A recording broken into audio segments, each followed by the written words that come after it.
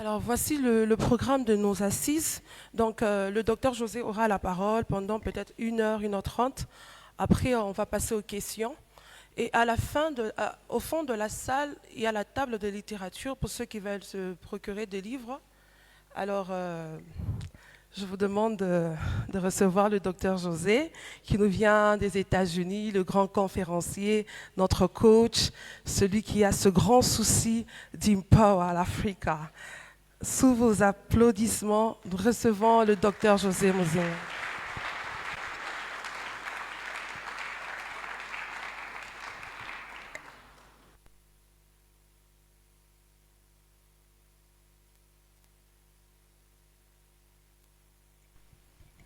Voilà, merci. Merci d'être venu. Je sais que nous sommes tous très occupés, nous avons des responsabilités.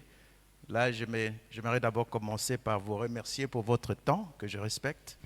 Et je crois que nous allons passer un moment d'édification.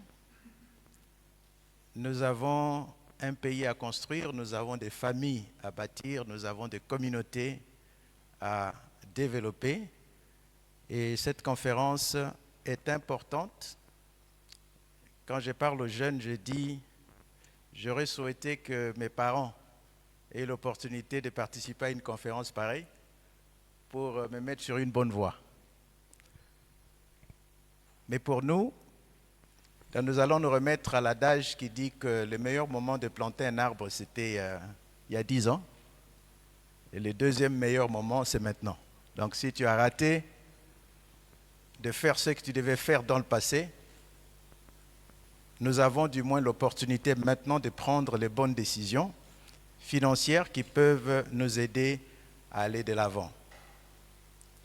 Nous avons au milieu de nous des serviteurs de Dieu, nous avons des professeurs d'université, nous avons des responsables d'entreprise, nous avons des cadres, nous avons des étudiants. C'est toute la couche de la société qui est représentée et nous tenons réellement à vous remercier pour votre disponibilité et nous croyons que nous allons tous passer un moment béni. Je m'excuse. Voilà. Donc la conférence, c'est donc sur l'intelligence financière. Pour ceux qui se sont enregistrés, nous vous avons envoyé la synthèse, n'est-ce pas, de notre exposé, que je vais relire pour ceux qui sont ici, qui n'avaient pas pu s'enregistrer en ligne. Mais avant cela, j'aimerais me présenter, n'est-ce pas? Donc, je suis fils de ce pays. J'ai quitté le pays en 91, en 91, comme on le dit, ici chez nous, dans le but d'aller apprendre à l'extérieur pour revenir et aider mon pays. Cela a toujours été le fardeau. Nous sommes aux États-Unis, ça fait bientôt 30 ans, donc on a aussi eu à passer un peu de temps en Afrique du Sud. J'avais commencé ici en Polytechnique et ensuite, lorsque j'ai eu connaissance à l'importance et la pertinence de l'intelligence au niveau de la gestion, au niveau du management, au niveau des finances, j'ai changé d'orientation. Et heureusement qu'en Amérique, on peut se refaire à n'importe quel moment. Un ingénieur peut devenir médecin s'il le veut. Un médecin peut devenir acteur de film s'il le veut. Il n'y a pas de limite. Voilà, donc j'ai pris cette décision de me dire, j'aimerais maîtriser la question de la gestion financière. J'ai fait des études à Boston, à Massachusetts. Et quand j'ai fini, j'ai commencé une carrière dans une banque. Quelques années après, j'ai découvert le monde des investissements. J'ai eu l'opportunité d'être engagé par une très grande société d'investissement où nous gérons des fonds de retraite, des pension et nous faisons des placements à la bourse. Je venais de prendre ma retraite il y a 2 mois. Telle était ma vision. Ma vision était de prendre... Normalement, j'avais prévu de le faire il y a 10 ans. Les choses n'ont pas marché comme j'avais prévu. Mais du moins, j'ai réussi à prendre ma retraite 10 ans plus tôt que l'âge de la retraite aux États-Unis.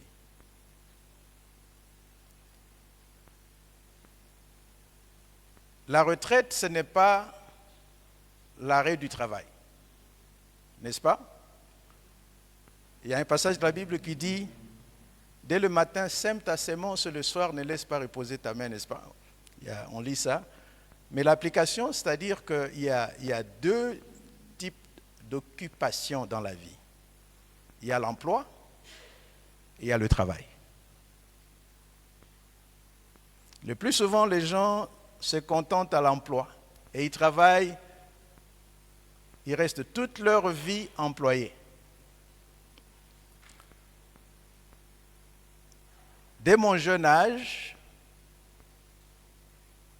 j'ai découvert quelqu'un qui m'a ouvert les yeux. Et nous allons parler aussi de l'importance du mentorat comme stratégie de création de richesses. J'étais en Afrique du Sud étudiant et je suis tombé sur son livre. Je vais traduire en français, les livres étaient en anglais, « À la poursuite de la destinée ». Et là, j'ai découvert que tout ce qui existe, existe pour un but. C'était la première fois, au fait, que j'avais reçu cette révélation, si on peut le dire. Et que là où le but de l'existence d'une chose n'est pas connu, l'abus est inévitable. Alors je me suis dit, si les arbres existent pour un but, si les animaux existent pour un but, c'est-à-dire que j'existe pour un but. Et là, je découvrirai aussi que le but de l'existence d'une chose existe avant que la chose n'existe. Donc, le fabricant qui a fabriqué la chaise sur laquelle nous sommes assis avait un objectif fixé avant même de rendre cette chaise matérielle. Donc, pour nous qui sommes croyants, c'est là que nous comprenons que dans la pensée du Créateur, il avait un objectif qu'il poursuivait lorsqu'il nous a créés. Et que nous ne sommes pas le produit du hasard. Nous ne sommes pas sur la terre pour nous débrouiller. J'aime bien dire que chacun de nous est un objectif que Dieu poursuit et qu'il cherche à réaliser. Et c'est comme ça que je commençais à sonder et à chercher à découvrir qui je suis, pourquoi je suis. Qu'est-ce que je peux apporter comme contribution? Qu'est-ce que je peux faire pour que ma vie ne se limite pas à une simple existence? Et dans la recherche de ma propre personne et ce que je suis, donc j'ai découvert en fait que ma passion, c'est d'aider les autres à devenir meilleurs. Or, on ne peut donner que ce qu'on a. Donc, il fallait que je puisse me perfectionner. Et en grandissant dans la carrière financière, j'ai découvert un autre monde. Il y a des moments où, parfois, quand je suis ici, je partage avec ceux qui sont dans le domaine. Je sens qu'on est limité dans la compréhension de l'industrie financière. Les gens me posent la question, tu travailles pour une banque? Je dis, je ne travaille pas pour une banque. Mais comment? Tu travailles pour quoi? Pour quel genre d'entreprise? Je dis, c'est une société d'investissement. Et c'est après que je vais comprendre que le concept ici n'a pas encore pénétré. Et c'est ce qui peut, au fait, expliquer pourquoi est-ce qu'un pays comme le nôtre, malgré toutes les richesses, les ressources naturelles que nous avons, nous n'arrivons pas à éradiquer la pauvreté de nos vies et de nos familles. Mais la bonne nouvelle est que nous allons vous partager la sagesse, cette sagesse qui m'a aidé moi-même personnellement, de pouvoir comprendre qu'il est possible, peu importe combien vous gagnez. Ce n'est pas une question de l'importance de votre salaire. La pauvreté, tout comme la richesse, sont un état d'âme en fait. Le pauvre n'est pas pauvre parce qu'il lui manque l'argent, mais il lui manque l'argent parce qu'il est pauvre. D'abord, on est pauvre, et après, le résultat, quand on est pauvre, c'est-à-dire que on n'a pas d'argent. Mais ce n'est pas le contraire. Hein? Parce qu'en Amérique, il y a des pauvres, avec nationalité américaine, passeport américain, nés en Amérique. Il y a des blancs pauvres, il y a des noirs pauvres, il y a des asiatiques pauvres américains. Pourtant, ils sont citoyens de la plus grande économie du monde. Donc ce n'est pas un problème de manque. Dans la Bible, il y a un passage qui dit « Mon peuple périt faute de connaissance ». J'avais posé la question à des jeunes étudiants, quelque part, je dis « Quel est le pays le plus riche au monde? Est-ce que c'est l'Amérique ou le Congo ?» 90% m'ont dit c'est l'Amérique. Moi, je leur dis c'est le Congo. J'ai dit aujourd'hui, si vous décidez d'échanger, que tous les Congolais en Amérique et que les Américains viennent ici, la négociation ne prendra même pas 10 minutes. Hein. On va vous envoyer tous les avions possibles pour que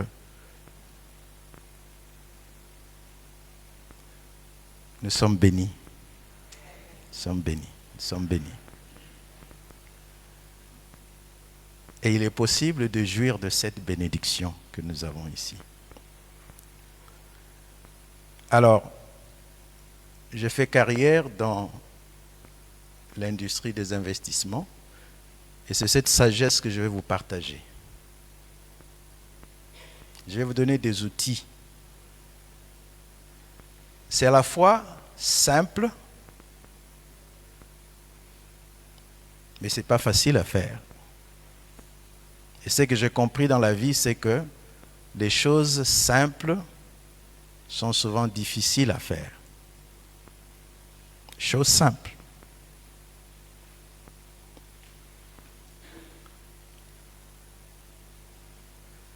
Alors pourquoi participer à cette conférence? Ça va vous aider à développer l'intelligence financière.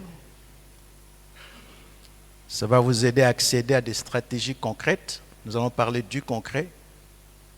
Et cette conférence est importante parce que elle est communiquée par quelqu'un qui connaît la réalité de ce pays. Parfois, vous pouvez lire ce que les Américains écrivent, mais quand ils écrivent, ils sous-entendent que vous avez certaines connaissances déjà. Nous allons vous aider à renforcer la prospérité communautaire.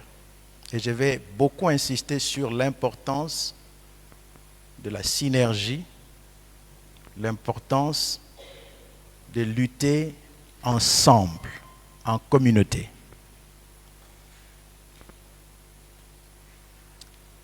Je vais aussi vous donner des astuces très simples.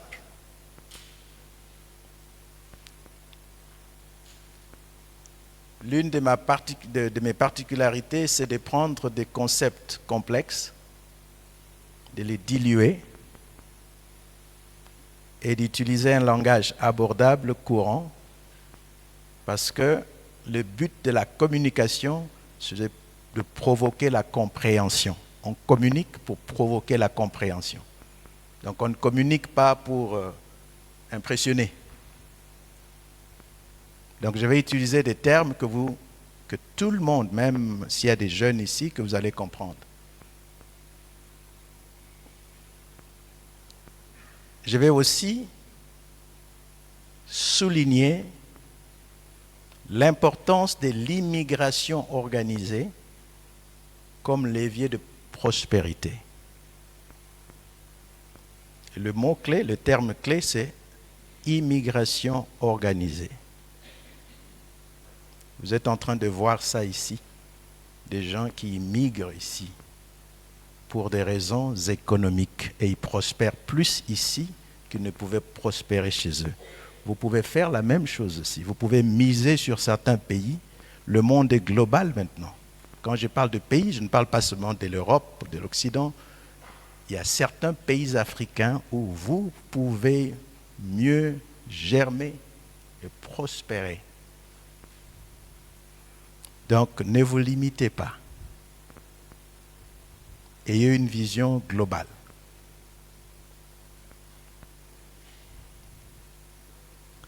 Donc là, ce sont les objectifs et les différents points que nous allons aborder aujourd'hui. Et nous aurons aussi l'opportunité de poser des questions. Alors, nous allons d'abord commencer par poser le fondement. Parlons de l'intelligence financière. Comment développer l'intelligence financière? Avant de parler de l'intelligence financière, parlons d'abord de la pauvreté, parce que c'est ça, le problème c'est ça. Le problème c'est la pauvreté. Pauvreté qui nous poursuit. Et parfois on est pauvre sans le savoir. Et ça c'est la situation la plus dangereuse. Il y a un passage de la Bible dit, tel pense qu'il est riche et voici il est pauvre. Parfois, j'observe les gens ici qui sont très contents de leur réalisation, sans savoir qu'ils courent vers la pauvreté.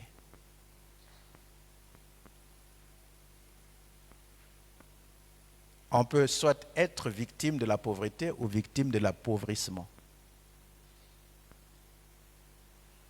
Donc, quelqu'un qui a des moyens aujourd'hui peut ne pas en avoir demain. Alors, nous avons dit dès l'introduction que la pauvreté, c'est plus qu'un manque d'argent. C'est très important de pouvoir noter ça, que la pauvreté est plus qu'un manque d'argent. C'est une condition d'abord mentale. La pauvreté, c'est un ensemble de croyances qui limitent nos actions. Un ensemble de croyances qui nous maintiennent dans certains comportements qui empêchent de prospérer.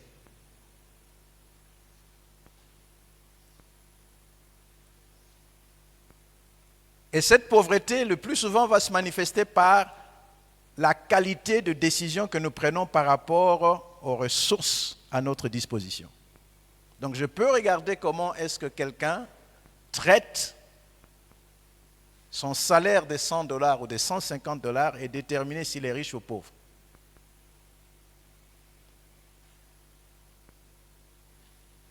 La pauvreté se manifeste aussi par l'incapacité de saisir les opportunités. Qu'est-ce qui bloque? C'est ce conditionnement mental.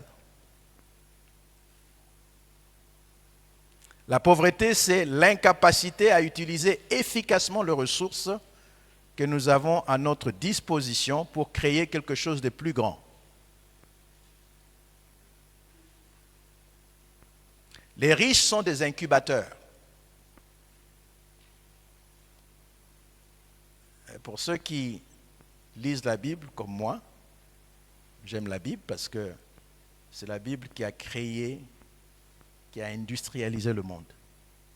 C'est la Bible qui a éclairé l'Occident. C'est la Bible qui a produit la plus grande nation qu'on appelle les États-Unis. Et jusqu'à aujourd'hui, prête serment en mettant la main sur la Bible. Donc la Bible, ce n'est pas un livre religieux. C'est un manuel de référence. Elle vous aide à savoir comment fonctionner. Rien que la connaissance des 10 commandements de la Bible peut éradiquer la pauvreté dans votre vie. Si vous comprenez ce que les commandements veulent dire et comment les appliquer de manière pratique.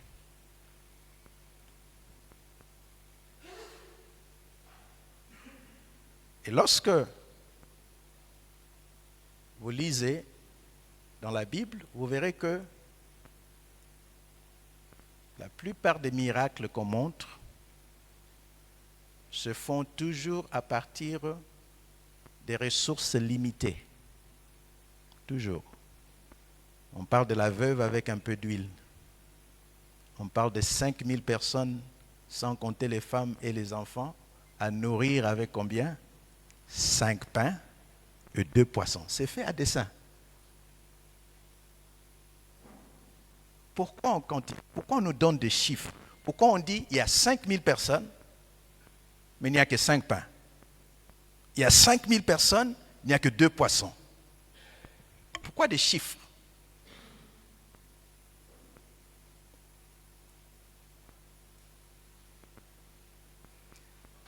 Et regardez comment est-ce que la pauvreté, qui est le manque de la nourriture, n'est-ce pas? La foule était fatiguée, affamée, et les marchés étaient loin.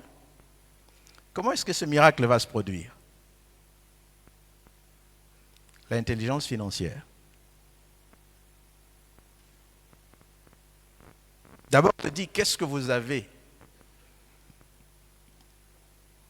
Les disciples vont et trouvent quelqu'un qui a prévu 5 pains et 2 poissons.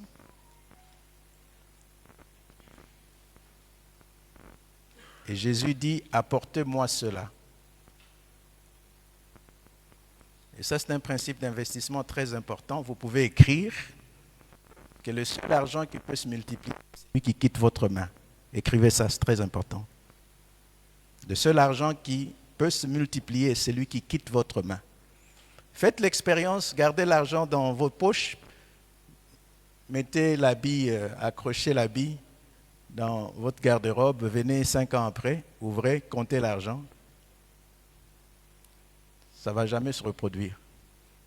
Quelqu'un a même dit, vous risquez de ne même pas avoir ça parce que les souris seraient déjà passées, ils auraient rongé une partie de cela. Tant que le grain de blé ne meurt, il reste seul. Il ne peut produire que lorsqu'il quitte la main du semeur, il tombe à terre et il meurt dans la terre. Donc les pauvres s'accrochent à leur argent, c'est pour ça qu'ils ne prospèrent pas. Ils s'accrochent à leur argent. Ils ne prennent pas de risques, ils s'accrochent à leur argent. Vous voyez, ce sont des limites mentales. Donc la victoire doit d'abord être à ce niveau-là. Et parlons de ces miracles de multiplication de pain. On dit aux disciples, faites asseoir la foule.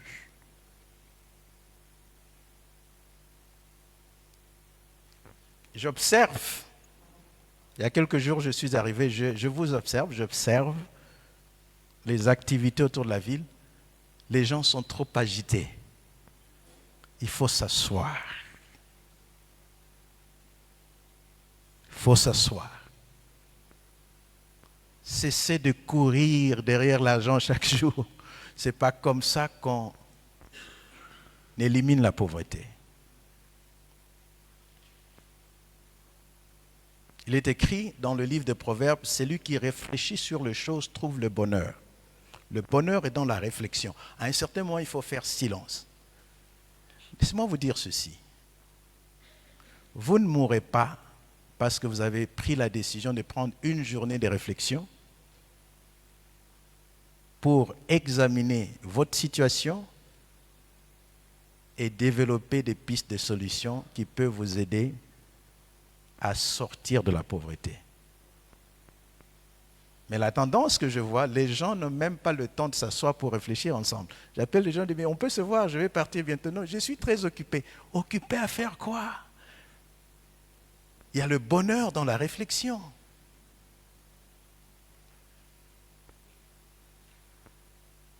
Marthe était agitée, comme les gens que je vois ici, agitée. Mais Marie, elle s'est assise. Elle a pris le temps de se calmer. Il faut se calmer, il faut se calmer, il faut se calmer. Vous ne mourrez pas. Prenez le temps pour vous, le temps de réflexion, le temps où vous approfondissez. Il y a des problèmes qu'on pouvait déjà résoudre ici à Lubumbashi si on prenait le temps de réfléchir. On dit que la folie, c'est faire les choses de la même façon et espérer récolter des résultats différents.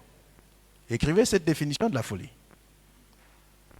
Donc si le premier jour, tu te présentes à l'arrêt des bus, on te dit le bus est parti à 5 minutes, et que demain tu te présentes à la même heure, si le bus respecte l'horaire, la même situation d'hier va se reproduire.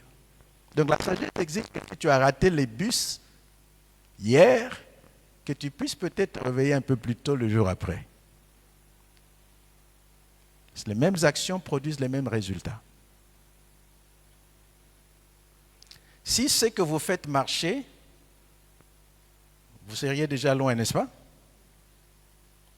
Vous avez besoin de changer les méthodes. Vous avez besoin de nouvelles connaissances pour vous refaire et changer des stratégies, changer des méthodes.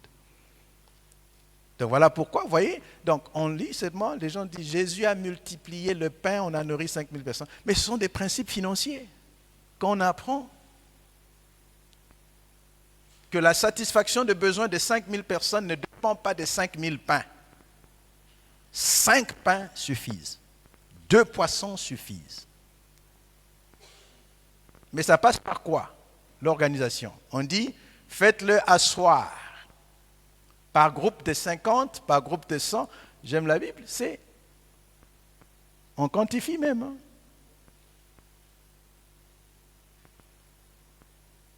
Et c'est après qu'on fait la distribution et tout le monde est satisfait.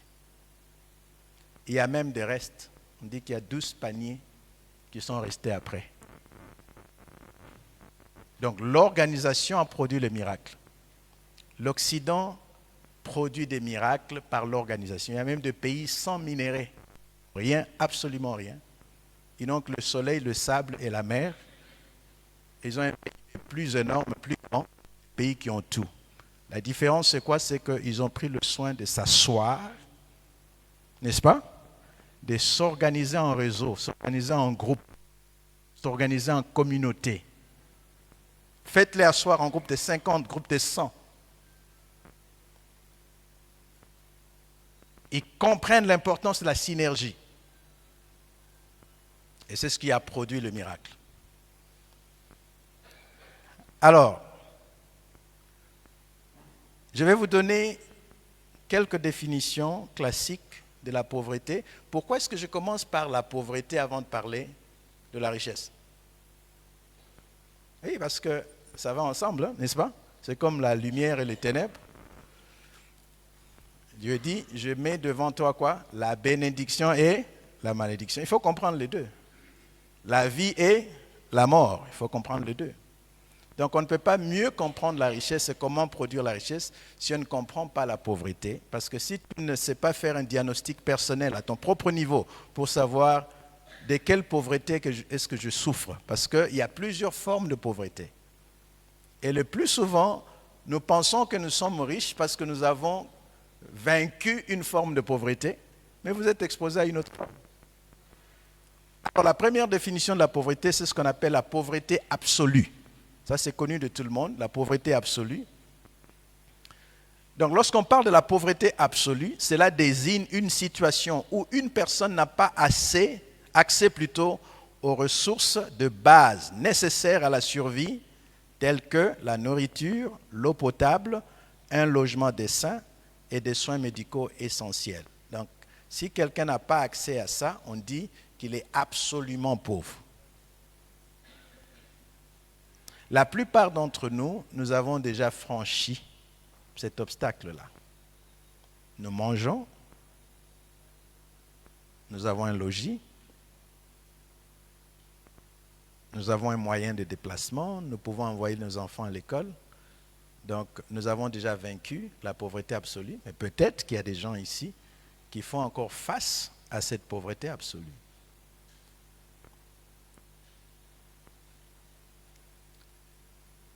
La deuxième définition de la pauvreté, c'est ce que nous appelons la pauvreté relative. La pauvreté relative. Lorsqu'on parle de la pauvreté relative,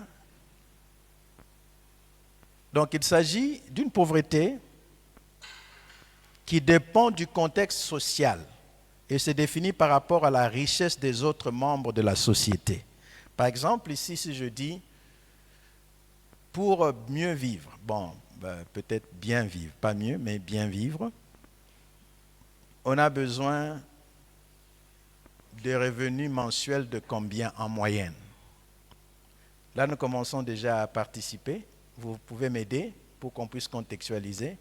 Donc, en moyenne, on a besoin de combien par mois pour quand même être à l'aise? On peut avoir un volontaire?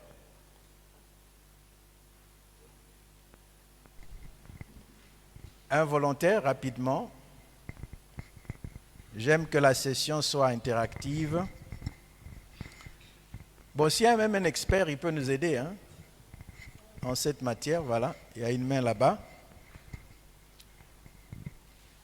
Donc, nous allons d'abord définir la vie moyenne à Lubumbashi. Qu'est-ce que ça veut dire? Et c'est en fonction de ça qu'on va définir cette pauvreté relative. Oui? Bonjour, je m'appelle Chris, ingénieur électricien. Je pense à mon humble avis que pour bien vivre, en moyenne, on doit gagner au moins $500 le mois. OK. Moyenne. Okay, là. Donc, on ne parle pas du salaire minimal. Donc, là, c'est son opinion à lui. Il dit, avec $500... Oh, combien? 500 000 francs. Ah, OK. OK. Non, c'est bon. C'est déjà bon.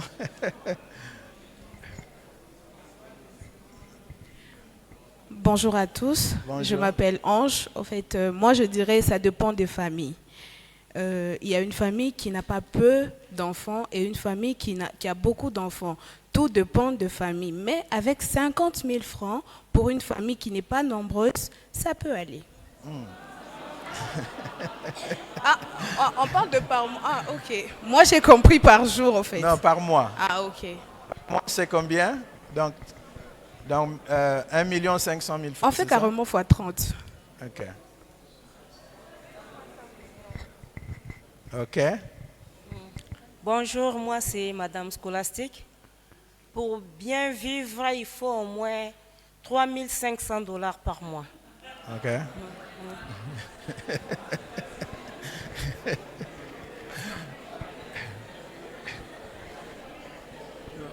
Bonjour à tous. Moi, je m'appelle Merveille. En fait, moi, c'est en fonction de ce que j'ai observé autour de moi. Pour moi, $2000 par mois, ça va. $2000? Oui. OK. Bonjour, moi c'est Achinyendo.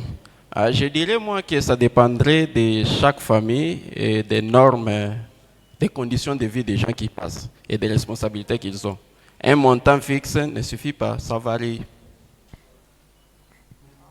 OK. Donc 500, vous pensez que ça peut passer 500? OK. 500. $500. OK. On avance? Il y a des standings de vie différents. Voilà. Donc là, on parle d'une moyenne. Donc prenons que, ça c'est juste un exemple, prenons qu'on ait besoin de 500 en moyenne pour quand même avoir une vie assez aisée. Donc pas luxueuse, mais assez aisée. Donc la pauvreté relative, c'est si nous sommes en dessous de ça, n'est-ce pas? C'est-à-dire qu'on peut manger, on peut rencontrer certains besoins élémentaires, mais nous sommes en dessous de cette moyenne de la société. Donc c'est pour ça, par exemple, que quelqu'un qui est au Congo, qui a $2000 par mois, peut être plus riche que quelqu'un qui est à Dallas, qui a $2000 par mois. Ils ont tous $2000, mais le Congolais est plus riche. Parce que les 2000 ici peuvent lui procurer plus d'aisance que les 2000 de celui qui est à Dallas. Vous voyez là, vous voyez maintenant, nous sommes en train de pousser la réflexion un peu plus profondément, n'est-ce pas? Voilà. Parce que parfois, quelqu'un peut vous dire, non, moi je gagne, venez en Amérique, moi je fais $4000 par mois. Vous dites, moi je ne fais que 2000, il faut que je prenne l'avion pour partir là-bas. Ce que vous ne savez pas, c'est que vous allez vous appauvrir là-bas. Parce que vous aviez une meilleure vie ici par rapport à la situation économique d'ici. Donc il y a des gens qui prennent des décisions d'immigration qui les appauvrissent au fait. Mais ils ne vous diront pas ça. Ils ne vous diront pas ça. Ils vont prendre des belles photos devant les immeubles qui ne leur appartiennent pas. Et vous allez tout hypothéquer ici, même laisser votre travail, laisser tout ce que vous faisiez pour aller jouir du bonheur ailleurs. Aux États-Unis, une voiture n'est pas un luxe. C'est un moyen de transport. Si vous avez une bonne, elle va venir chez vous nettoyer vos assiettes en voiture. Mais elle n'est pas riche. Elle n'est pas riche. Elle est pauvre.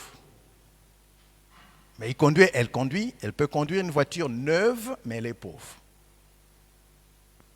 Plus pauvre que vous qui prenez les taxis-bus ici.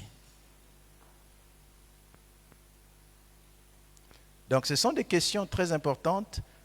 Et si nous commençons à bien réfléchir dans ces sens-là, nous allons faire sortir l'Afrique de tout ce que nous connaissons.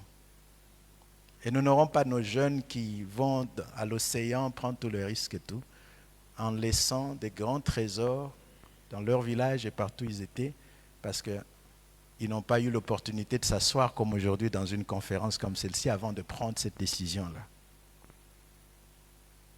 Donc ça, c'est la pauvreté relative, n'est-ce pas? Donc c'est toujours en comparaison avec les réalités d'une certaine société donnée. Donc si vous êtes en dessous de $500 par mois, même si vos enfants vont à l'école et tout, vous ne souffrez pas de la pauvreté absolue, mais vous souffrez de la pauvreté relative. Donc cette conférence peut maintenant vous aider à vaincre cette pauvreté relative. Comment est-ce que vous pouvez partir de $150 à au moins 500 ou bien 500 ou plus de 500? Alors, il y a aussi ce qu'on appelle, troisième définition de la pauvreté des conditions d'existence. La pauvreté des conditions d'existence. Ça, j'ai vu ça beaucoup à Kinshasa. On dit Mbiza Pigeon, une grosse villa, il n'y a pas d'eau, il n'y a pas d'électricité.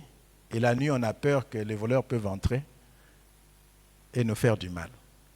Mais on a une très belle voiture, les enfants vont dans une très bonne école, on a de l'argent à la banque. Donc on ne souffre pas de la pauvreté absolue, on ne souffre pas de la pauvreté relative, mais dans ces contextes-là, on souffre de la pauvreté des conditions d'existence. Donc si par exemple vous tombez malade, malgré que vous avez le moyen, mais il n'y a aucun hôpital qui peut vous soigner, là où vous êtes obligé d'aller en Inde, vous êtes obligé d'aller en Afrique du Sud, vous souffrez de la pauvreté d'existence.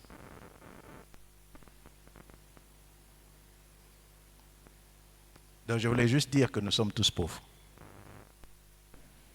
D'une manière ou d'une autre.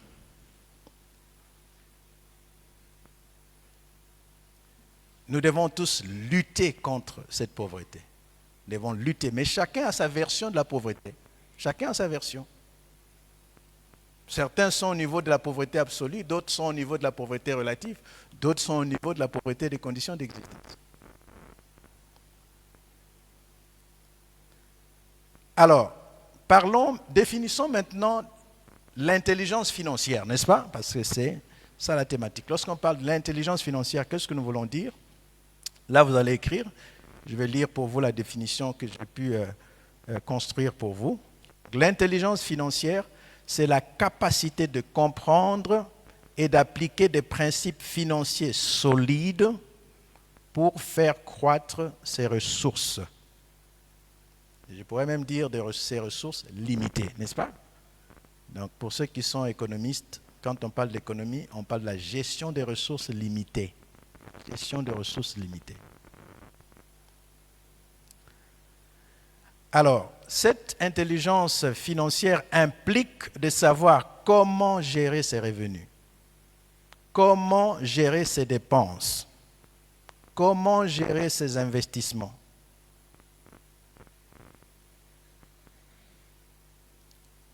Et aussi de maîtriser les mécanismes financiers qui permettent de créer de la richesse sur long terme.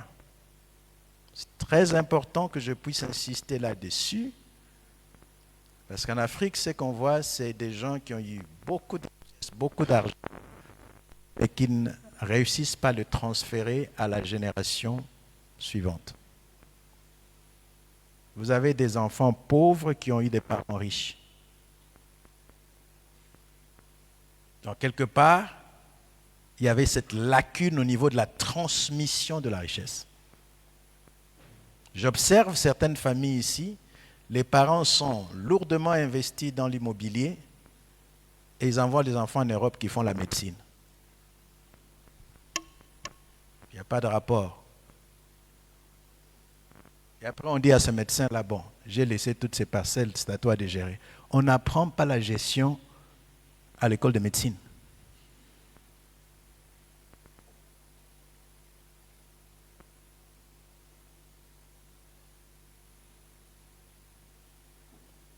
Vous avez compris, n'est-ce pas?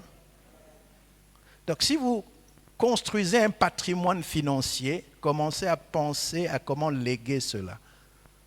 J'ai été jeune, j'ai vieilli, je n'ai jamais vu le juste abandonner, ni sa postérité mendier son pain. Donc il y a transmission de la richesse aussi, il y a la richesse générationnelle.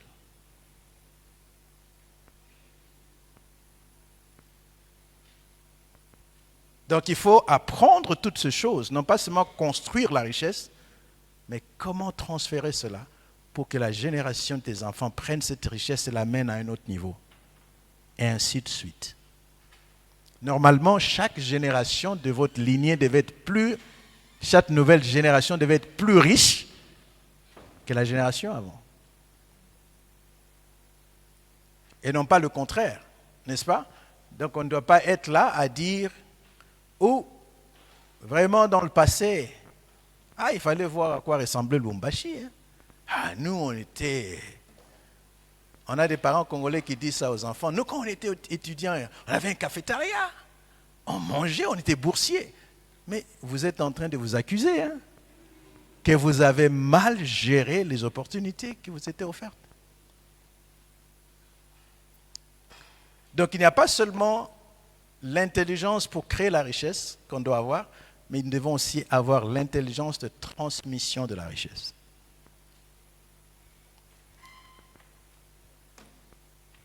Alors, nous disons que l'intelligence financière ne se limite pas à savoir économiser. Elle consiste à prendre des décisions financières stratégiques qui mènent à la prospérité. Prendre des décisions financières stratégiques qui mènent à la prospérité.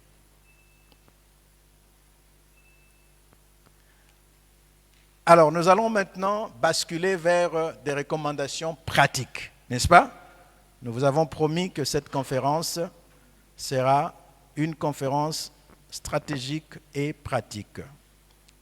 Donc là, il s'agit de stratégies concrètes pour sortir de la pauvreté. J'ai dit aux jeunes gens, j'aurais souhaité qu'on m'apprenne ça quand j'étais plus jeune.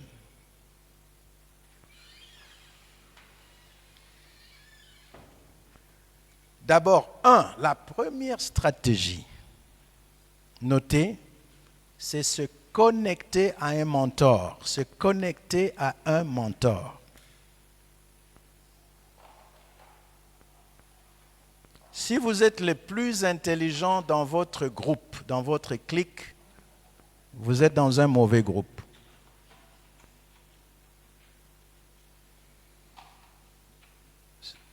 Si c'est vous qui possédez toute l'intelligence, c'est vous qu'on consulte tous vos collègues, tous vos amis, vous n'êtes pas dans un bon groupe.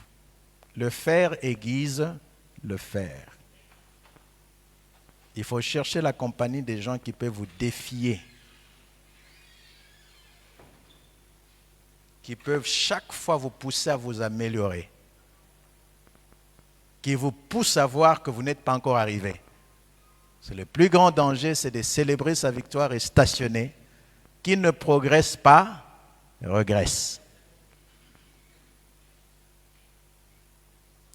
Un mentor, c'est quelqu'un d'expérimenté, n'est-ce pas? Qui a fait le parcours et qui peut vous aider. Qui peut vous aider. En Amérique, ça a créé toute une industrie. C'est dans cette industrie que j'ai travaillé. Je suis conseiller financier.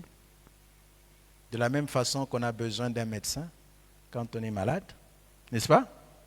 Même pas quand on est malade, même pour prévenir certaines maladies. On fait des visites, n'est-ce pas? De la même façon que vous avez besoin des juristes pour des questions juridiques, nous avons besoin des conseillers financiers. On voit ça dans la Bible, mais parfois on ne prête pas attention. Chaque Potiphar a besoin de Joseph. Chaque pharaon a besoin de Joseph. Ce sont des intendants. La parabole des talents parle de ces gens-là. Le maître des talents avait 8 talents. Mais il ne s'est pas improvisé pour essayer de gérer ces talents. Il y a beaucoup de gens qui s'appauvrissent parce qu'ils veulent s'improviser dans un métier qu'ils ne maîtrisent pas. La gestion de leur patrimoine. Si vous n'êtes pas qualifié, déléguez cela à quelqu'un d'autre. Votre argent s'expose à un plus grand danger dans vos mains que dans les mains d'un bon intendant. Quand vous perdez votre argent, vous ne pouvez jamais vous traduire en justice. Il n'y a pas de poursuite contre vous-même. Donc vous êtes les gérants le plus dangereux qui peut tout gâcher sans aucune crainte. Personne ne va t'inquiéter quand tu perds ton argent. Alors celui-ci, dans la Bible, dans la parabole des talents, était plus intelligent. Non pas seulement qu'il a choisi de déléguer la gestion de ses 8 talents, mais il a diversifié son portefeuille pour réduire le risque. Il a pris 3 intendants. Il a donné 5 talents au premier, il a donné 2 au deuxième et 1 talent au troisième. On le lit, mais parfois on ne sait pas comment l'appliquer dans la vie quotidienne. Et voici ce que j'aime. On dit longtemps après. Donc il est parti. Il n'était même pas obligé d'être à côté de son argent pour que son argent se multiplie. Ça, c'est l'intelligence. L'intelligence financière, on dit,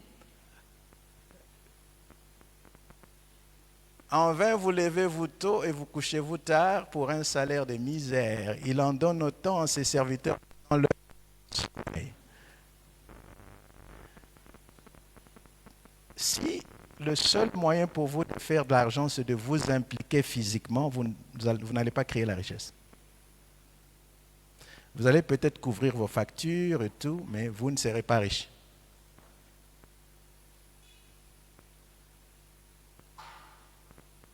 Plus vous avez des gens qui travaillent pour vous, plus de richesses vous allez produire.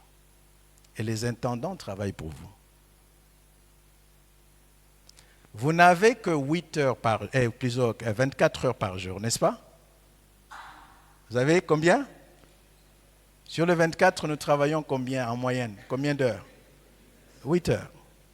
Okay, on travaille 8 heures par jour. Si j'ai 3 intendants qui chacun travaille pour moi pendant 8 heures, les 3 m'ont prêté combien? 24 heures de leur temps. Donc je viens de produire un jour dans une journée.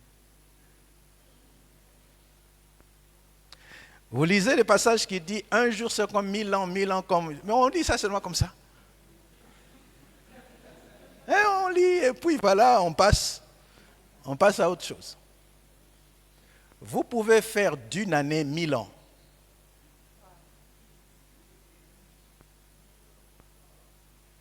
Il suffit, si vous avez 1000 personnes qui vous donnent chacun 8 heures par jour, il vous donne 8000 heures par jour. Divisez cela par 24, vous allez voir le nombre de jours de travail que vous produisez en une journée.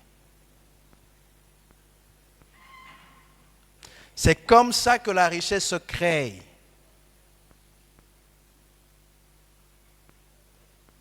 C'est pour ça que l'Occident avance à une vitesse exponentielle, parce qu'ils ont eu l'ingéniosité, la créativité de créer ce qu'ils appellent la bourse.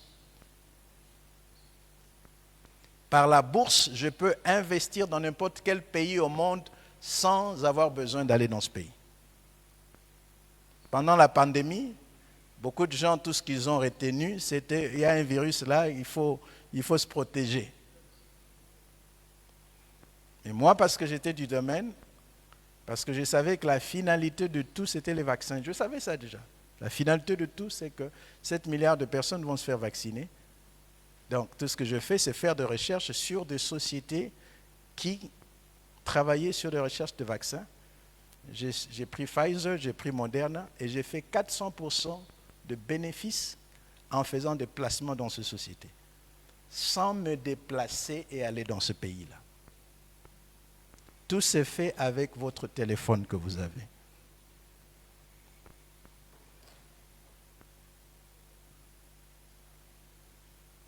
Donc vous pouvez avoir autant de personnes qui travaillent pour vous. Si vous avez cette intelligence financière. C'est un peu, parfois, ces expatriés qui viennent, ils connaissent ce que les autochtones ne connaissent pas. Il peut faire son argent avec sa boutique ici, il place cet argent après à la bourse de son pays. Et il se fait de l'argent, tout en étant ici. Vous voyez? Donc si vous vous connectez à un mentor qui connaît, il va montrer le chemin. Le raccourci dans tout ce que vous voulez faire, c'est se connecter à un mentor. Dans n'importe quel domaine. Dans le domaine sportif, j'aime parce qu'eux, ils comprennent. Ils comprennent qu'on peut avoir le talent. On peut être Messi, on peut être Cristiano Ronaldo, bien c'est pas tous ces joueurs, Mbappé, les fameux, les plus grands joueurs congolais, c'est qui? Parce que je cite aussi quand même le Congo. Hein? Chancel Mbemba, on peut être tout ça. Mais sa performance va dépendre du coach. Les grandes équipes comme Manchester City ne sont pas là parce qu'il y a des talents. Ils sont là parce qu'il y a quelqu'un qui sait faire jouer ses talents. C'est pour ça qu'ailleurs, les coachs font 17 millions de dollars par an, 10 millions de dollars par an, sans être sur le terrain, sans jouer. Mais ils savent faire jouer. Il y a des gens, quand ils entrent dans votre vie, ils vous rendent plus performants. Ils vont vous aider à connaître certains points forts que vous n'avez jamais identifiés. Et on le voit dans la parole de Dieu, n'est-ce pas? Des coachs. Lorsqu'on voit ce miracle de la veuve. Donc vous avez déjà compris comment est-ce que je lis la Bible, n'est-ce pas? Je ne la lis pas comme vous. Hein? Pour moi, c'est vraiment un manuel de référence, c'est un guide. Cette veuve a un problème financier, un problème économique. Je précise un problème économique parce que son mari est mort, elle est femme de fils de prophète, comme on dit, et le créancier vient réclamer ses enfants parce qu'il devait de l'argent. Donc ces enfants doivent aller servir pour payer la dette de la famille. Alors, devant ce problème, elle cherche une solution. Mais regardez ce qu'elle fait. La première chose, c'est chercher un mentor. La première chose. Elle n'est pas d'abord partie prier comme beaucoup de gens. Je vais prier d'abord. Parce que même un mentor peut t'aider à mieux prier. Comme Élie a dit à Samuel, quand tu vas entendre la voix, voici tu vas faire ceci prochainement. N'est-ce pas? Il entendait, mais il n'avait pas de discernement.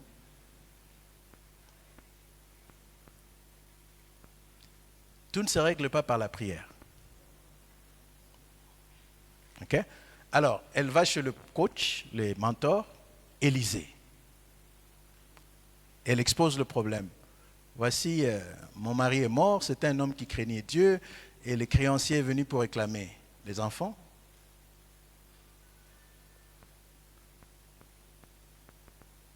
Et Élie lui dit, va faire un jeûne de 21 jours. Élisée.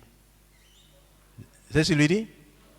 Il n'a jamais recommandé la prière dans ce contexte. Il n'a pas recommandé ça. Il y a une place pour ça. Mais un mentor, c'est quelqu'un d'expérimenté, n'est-ce pas? C'est-à-dire qu'il connaît quelle est la place de la prière, quelle est la place de disposition. Alors il lui dit, qu'est-ce que tu as? Qu'as-tu à la maison? Il dit, j'ai un peu d'huile seulement. Il dit, ok. Mais c'est ça même la clé de ton miracle. Ça commence par ça, le peu d'huile que tu as. Va auprès de tous tes voisins. Demande des vases vides. Ça, c'est le mentorat maintenant, n'est-ce pas? Ce sont des instructions précises, concrètes, qu'elle doit suivre. Va auprès des voisins. Demande des vases. Il précise, pas des vases pleins parce que tu es dans les dettes parce que tu avais l'habitude de demander des vases pleins. Tu dois changer. Ne demande pas l'argent à quelqu'un qui a l'argent. Demande la sagesse qui l'a aidé à faire l'argent. C'est ça, ce sont là les vases vides. Demande le moyen, demande le moyen. Et quand tu rentreras, tu fermeras la porte derrière toi et tes enfants. Les enfants là que le créancier réclame ont un potentiel que ton mari devait savoir, mais il n'a pas su. Toute la main d'œuvre est chez toi. Ce sont ces enfants-là. Referme la porte derrière toi et tes enfants. Ouh! Waouh! Donc, elle a l'huile, elle a des voisins. Elle en avait, mais n'était pas consciente. Le mentor l'aide maintenant à identifier les ressources à sa disposition. Tu as des relations. Va auprès de ces relations. Prends des vases vides, pas pleins. Implique tes enfants. Parfois, vous cherchez ailleurs ce que Dieu vous a déjà donné dans votre maison. Vous laissez d'autres employer vos enfants et puis vous dites, je n'ai pas d'aide.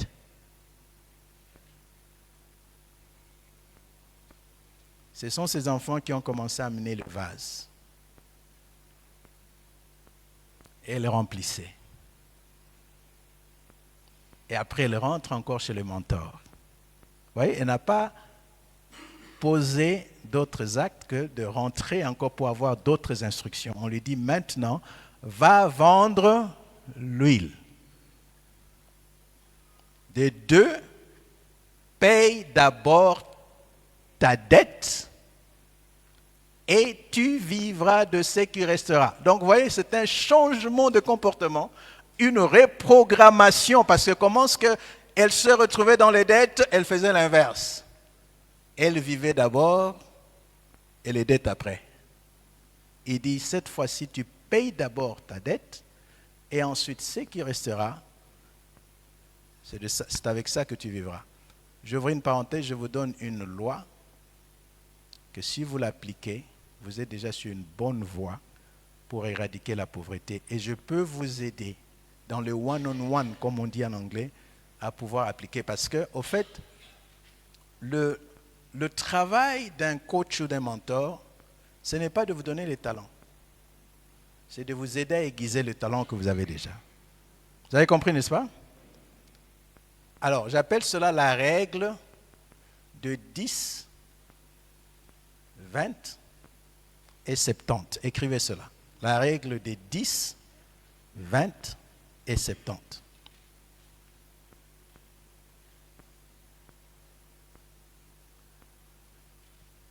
Dans tout ce que Dieu vous donne, que votre salaire soit de $100 par mois, $150 par mois, $500 par mois, $1000 par mois, cette loi s'applique. Et j'aimerais que vous puissiez aussi avoir une calculatrice parce qu'on va essayer de voir en pratique comment appliquer cette loi. La loi de 10, 20, 70. Premièrement, dès que vous avez quelque chose, que Dieu vous donne un salaire, la première chose, c'est de pouvoir enlever 10% que vous rendez à Dieu. Et vous le faites systématiquement. Comment est-ce que vous rendez à Dieu? Si votre église est organisée dans la charité, donc ici aussi, il faut bien s'assurer. Parce que les 10%, c'est les sadaka. Le 10%, c'est la générosité. Certains préfèrent organiser cela dans le cas de l'église. On appelle cela une dîme. En sous-entendant que l'église a une vision de charité et de générosité. Vous avez compris, n'est-ce pas? Parce que c'est par là que Dieu prend soin du pauvre, parce que Dieu est dans le pauvre. Vous avez compris, n'est-ce pas? Donc, si vous avez fait $100, le sadaka est de combien? Il vous reste combien? La deuxième action, c'est 20%. Les 20% aussi, interdiction formelle de pouvoir le dépenser. Ça, c'est pour financer votre avenir.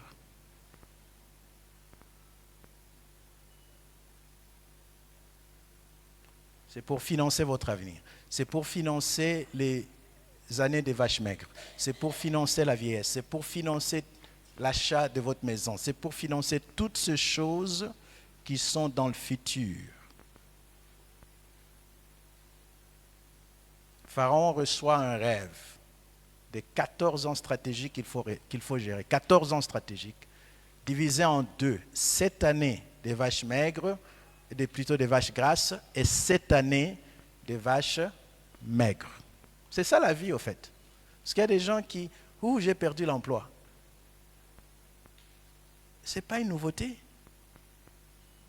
On dit qu'il n'y a rien de nouveau sous le soleil. Comment est-ce qu'on continue à faire les erreurs qui datent de très longtemps? Même les générations passées ont fait ces erreurs-là. Donc on pouvait déjà apprendre, n'est-ce pas?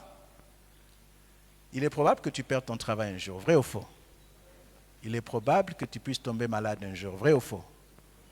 Il est probable que tu puisses faire face à une urgence, vrai ou faux?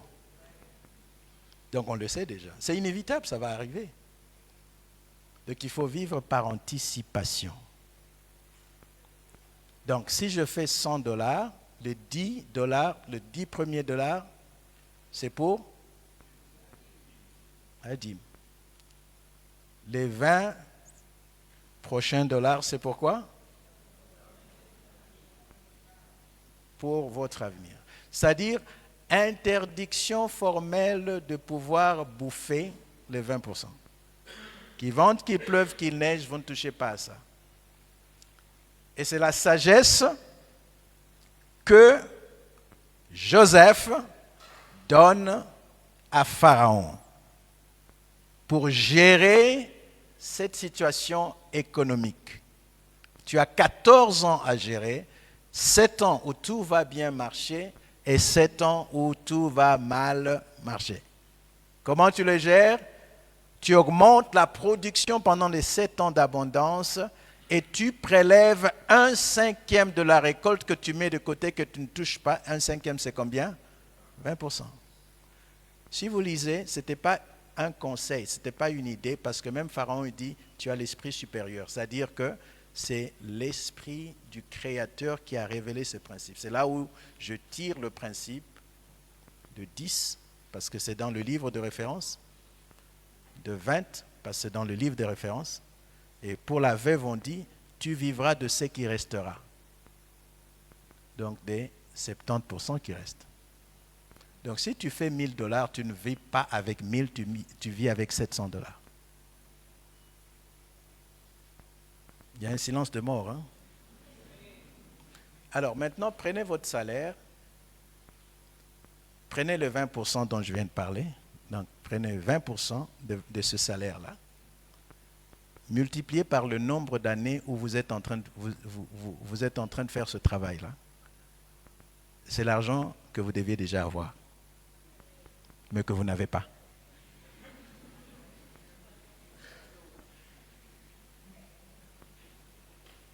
Alors quelqu'un m'a dit, mais il faut voir les réalités du Congo, hein, parce que si déjà ce qu'on gagne, ce n'est pas suffisant. Alors moi je dis, qui a déjà été chômeur?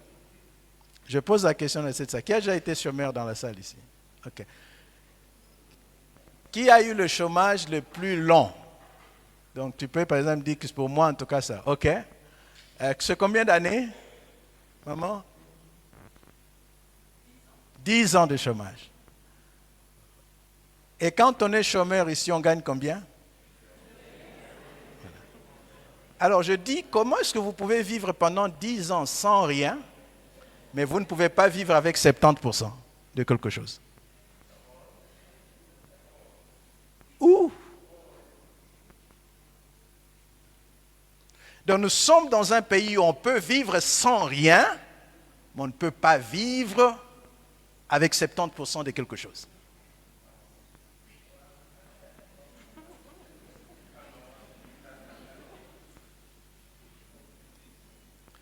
C'est pour ça que je dis que la pauvreté, ce n'est pas le manque d'argent, c'est le manque de connaissances et c'est un état d'âme. Et si vous projetez cette discipline dans 20 ans, dans 30 ans, vous allez prendre la retraite plus tôt. Donc quand on vous dit, j'ai pris la retraite, on sous-entend tous ces mécanismes, tout ce que je vous enseigne. Mais après, c'est parce que c'est les 20% qu'on place. C'est le 20% qui achète l'immobilier. C'est les 20% qu'on met à la bourse. C'est les 20% qu'on multiplie.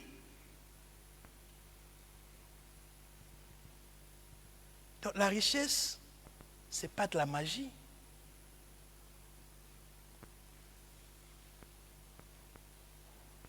Regardez votre âge.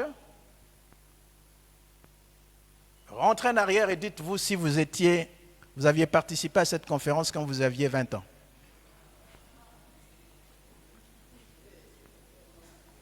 Où serait votre vie financière? Très loin. Imaginez-vous qu'au-delà du salaire, vous appliquez ça dans tous les domaines. Quelqu'un vous donne $100 de cadeau, $10, c'est le sadaka, c'est la dîme, $20 c'est pour votre futur, et vous dépensez les $70.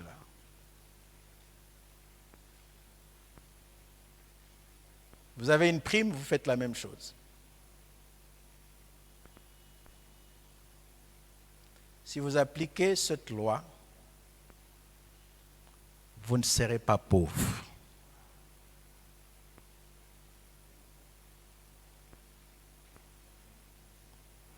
Donc, vous voyez pourquoi on doit vulgariser ce genre de conférences. Vous avez compris, n'est-ce pas? Et vous avez aussi compris pourquoi, vous qui êtes parents, s'il y a une prochaine opportunité, vos enfants doivent être ici.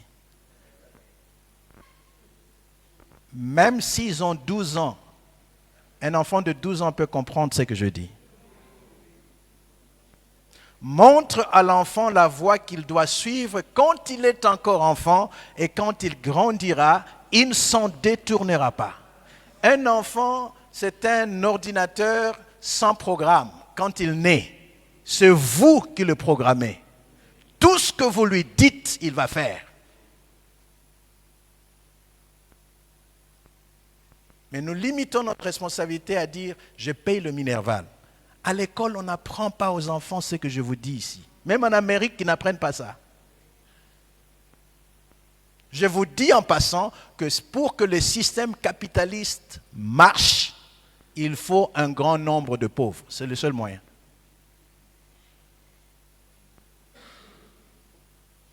Il faut un grand nombre de pauvres. Même dans le pays, c'est pourquoi est-ce qu'il y a des gens super riches au Congo? Parce qu'il y a un grand nombre de pauvres.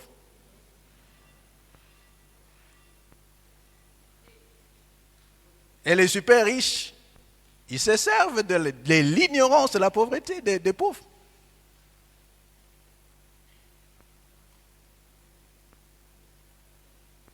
C'est toujours dans le ghetto des États-Unis qu'il y a des belles voitures.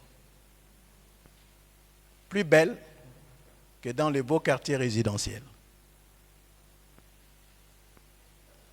Le pauvre aime paraître au lieu d'être.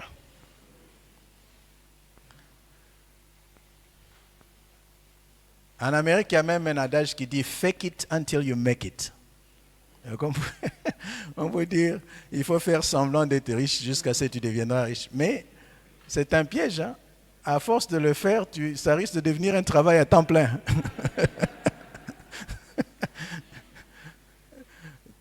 C'est rare qu'on s'arrête. Hein?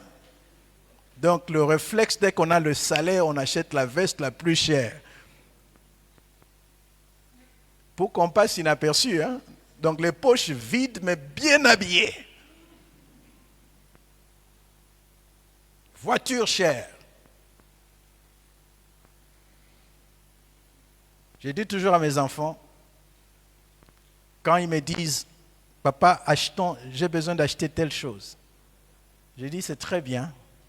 Moi, je dis, tu vas l'acheter auprès de qui? Non, auprès de ceux qui les vendent. Je dis, ok, pourquoi est-ce que tu ne peux pas t'asseoir à l'autre côté de la table? Pourquoi tu ne peux pas être celui qui vend ce que tu veux acheter? C'est lui qui le vend aux autres. Pourquoi est-ce que le premier réflexe quand tu vois quelque chose, c'est toi tu dois acheter? Pourquoi tu ne peux pas être celui qui fournit ça? C'est juste dans la pensée.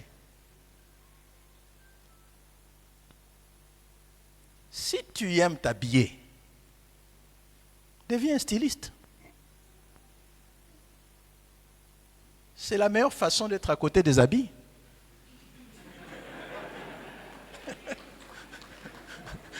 La meilleure façon de fréquenter les habits, c'est d'habiller les autres. Parce que là, au moins, tu gagnes quelque chose. Vous avez compris, n'est-ce pas? Donc, c'est juste dans la pensée. C'est juste dans la pensée.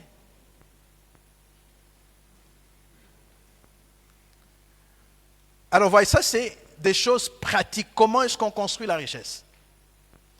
Je vous assure, si, en partant d'ici, vous commencez à appliquer la règle des 10, 20, 70,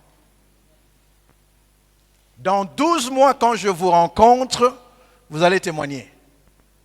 Vous allez d'ailleurs voir, parce que pour ne pas penser à l'argent, il faut avoir l'argent. Le seul moyen d'être délivré des mamans, c'est d'avoir l'argent. Parce que les pauvres pensent plus à l'argent que les riches. Les gens parfois ne savent pas. Les pauvres, même quand ils dorment, ils rêvent l'argent. Il rêve que quelqu'un lui a donné, il est allé voir quelqu'un.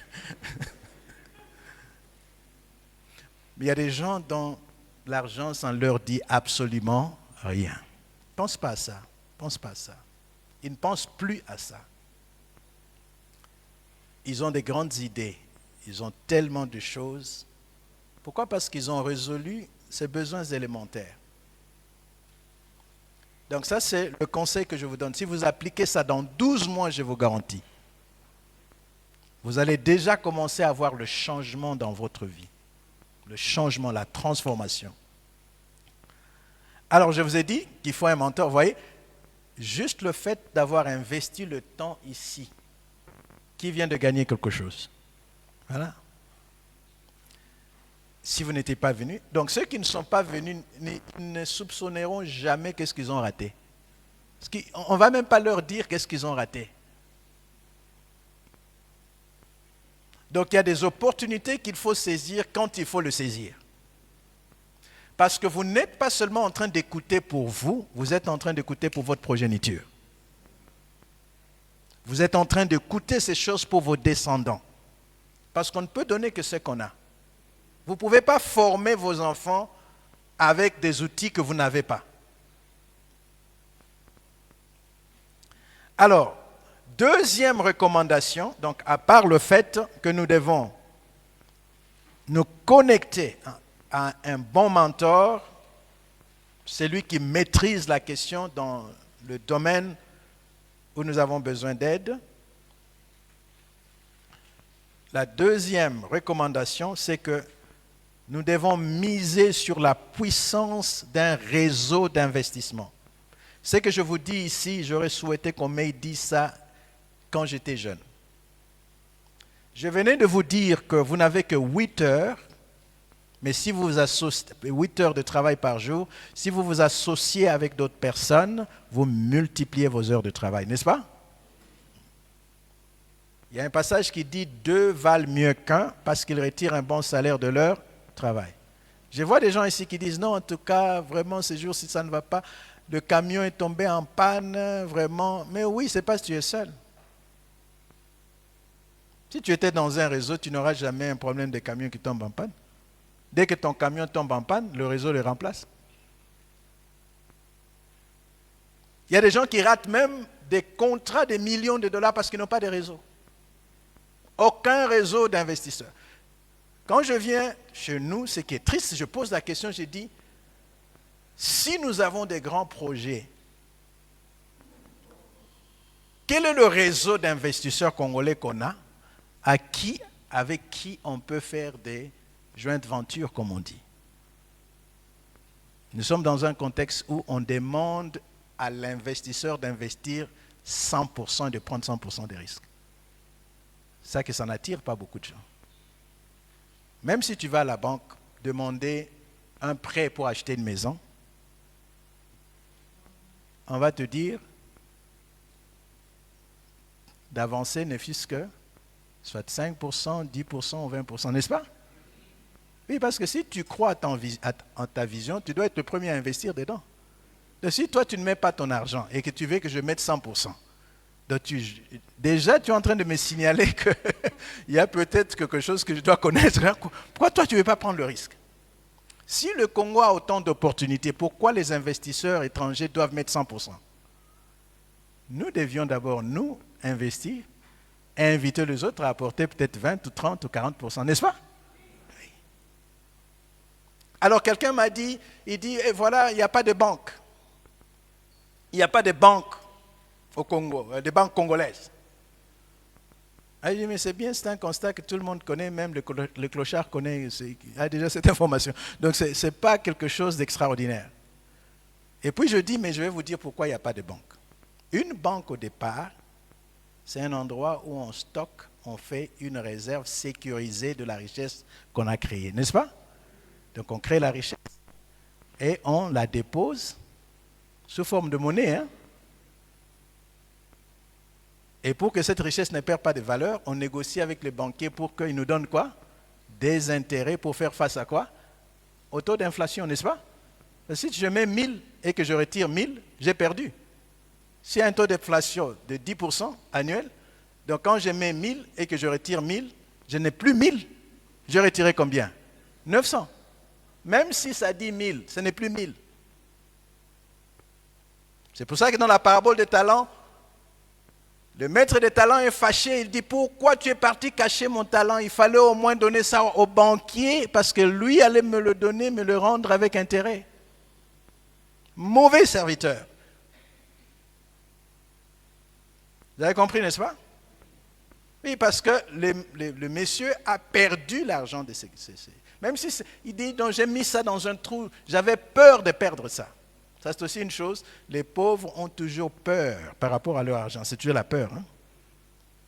La peur qu'on les exploite, la peur qu'on les escroque, la peur qui ne risque rien, n'a rien, elle n'aura rien. Donc quand vous voyez quelqu'un mobiliser l'argent, construire un grand supermarché, qui lui a promis qu'il va passer acheter après avoir construit? Personne. Il prend le risque, il ouvre la porte, il espère seulement que les gens vont entrer. Et si les gens ne venaient pas acheter, il aurait tout perdu, n'est-ce pas? Mais c'est un risque nécessaire. C'est le seul moyen pour fructifier ce que vous avez. Alors, lorsque vous vous connectez à un réseau, vous aurez des banques. Une banque ne peut pas exister si les gens n'ont pas une culture d'épargne. Donc, si nous donnons ces genres de conférences et que chacun d'entre nous, systématiquement met de côté 20% de ce qu'il gagne, après il faut le stocker quelque part, n'est-ce pas? C'est une banque qui se crée. Donc, il ne suffit pas de dire il n'y a pas de banque congolaise. La solution, c'est qu'il faut promouvoir la culture d'épargne et créer des mécanismes où on peut stocker cette épargne. Et c'est comme ça que les banques naissent. Donc, parfois, on tient le serpent au milieu. Hein? Donc, il faut d'abord que la culture existe. Alors, le réseau permet. Quand vous observez l'Occident, on dit guerre en Ukraine, très loin de l'Amérique. Mais on dit l'Amérique débourse 600 milliards de dollars pour soutenir l'armée ukrainienne. Quel est le rapport entre les deux? Réseau. Quand on dit Union européenne, réseau. Fonds monétaire international, réseau. Banque mondiale, réseau. Il faut toujours réfléchir qui sont les actionnaires derrière. Vous avez compris, n'est-ce pas? Donc si vous posez la question, qu'est-ce qui fait que les expatriés arrivent ici et ils avancent à une vitesse exponentielle? Réseau. C'est tout ce que ça prend. C'est tout ce que ça prend. C'est un réseau. Je fais réfléchir à mes compatriotes à Dallas où nous vivons. Nous sommes à 30 000 Congolais au moins à Dallas. 30 000. En fait, il y a quelque chose de très beau qui se fait maintenant dans la diaspora. C'est que nous sommes presque à la 3e ou 4e génération. Il y a des gens qui sont nés aux États-Unis, des parents congolais qui ont maintenant 50 ans. J'étais à Paris au mois de juin, animant une conférence comme celle-ci. Je l'ai fait avec une église qui est là-bas. Et cette église, la dernière fois que je les avais visités, ça faisait 20 ans passés. Donc 20 ans après, je rentre, ils m'invitent. Et les gens avec qui je travaillais, c'est des enfants qui avaient 6, 7 ans à ma première visite.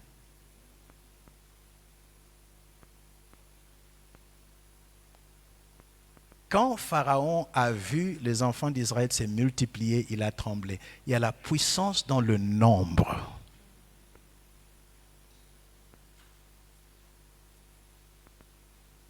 La diaspora congolaise peut résoudre tous les problèmes économiques de ce pays. Alors, pour la petite exemple, pendant la pandémie, le gouvernement américain a décidé de soulager la population. Et on a envoyé de l'argent, hein, donc qu'on n'a même pas demandé, à chaque contribuant, donc ce qu'ils appellent les taxpayers. Donc, il fallait juste avoir un numéro de sécurité sociale, c'est-à-dire que tu déclares tes impôts. Chacun de nous a reçu 2000 $ du gouvernement. Les enfants ont reçu 500 $ du gouvernement pendant le confinement. Moi, j'en ai 5, c'est-à-dire 2500 pour les enfants, 2000 $ pour moi, 2000 $ pour mon épouse. Ça fait déjà combien? 6500. Un cadeau du gouvernement, on n'a jamais demandé, on n'avait pas prévu ça. C'était donné. Alors, j'ai dit à mes frères congolais, après, au fait, parce qu'on n'avait pas de structure comme celle que nous avons créée, et je vais vous parler de ça. Je dis, est-ce que vous savez que le gouvernement américain nous a donné collectivement au moins 60 millions de $? Prenez votre calculatrice, 30 000 personnes qui reçoivent 2000, c'est combien? Calculez. Donc cette petite communauté a reçu collectivement 60 millions de $ comme cadeau. Mais la grande question de savoir qu'est-ce qu'on en a fait, on ne sait même pas où est-ce que c'est parti. Ça n'a produit même pas une salle de fête. Hein? Ça n'a rien produit. Je disais à Kinshasa, et là je vous parle du pouvoir du travail en réseau. Vous allez maintenant comprendre que quand vous êtes en réseau, vous devenez plus fort même avec des faibles moyens. Vous avez compris, n'est-ce pas? Je disais à Kinshasa, je dis, est-ce que vous savez qu'un tiers des consommateurs, ça c'est en 1900, je crois, en 2000. J'ai dit, est-ce que vous savez qu'il y a un tiers des consommateurs de bière à Kinshasa peut financer le budget national? Kinshasa seulement. Prenez vos calculatrices, je vais faire de calcul. Prenez, mettons les chiffres. Je suis un homme de chiffres. Hein? Et écrivez cette phrase pendant que vous préparez votre calculatrice. On ne peut pas gérer ce qu'on ne sait pas compter. On ne peut pas gérer ce qu'on ne peut pas compter. Si vous ne savez pas compter quelque chose, vous ne saurez pas le gérer. Dieu dit à Abraham, compte les étoiles. Compte.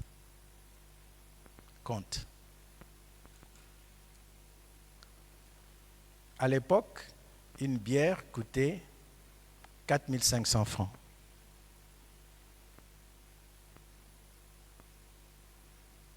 Attends, c'était 1500 francs plutôt. 1500 francs à l'époque.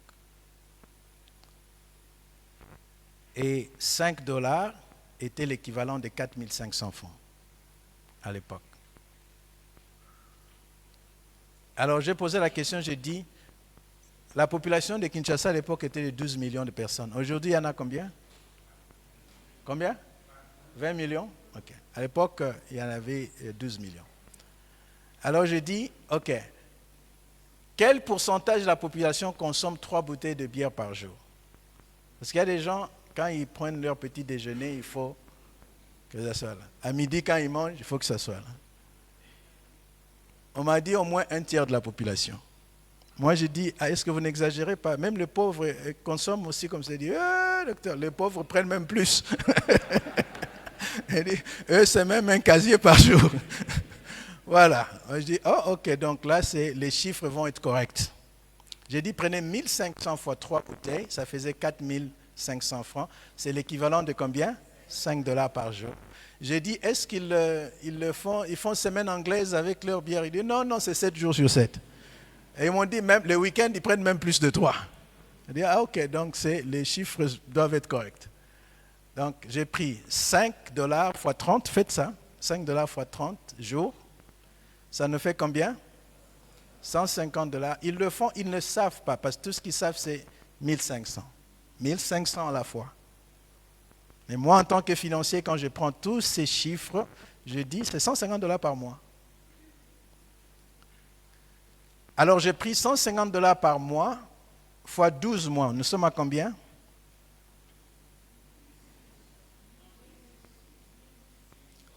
Combien?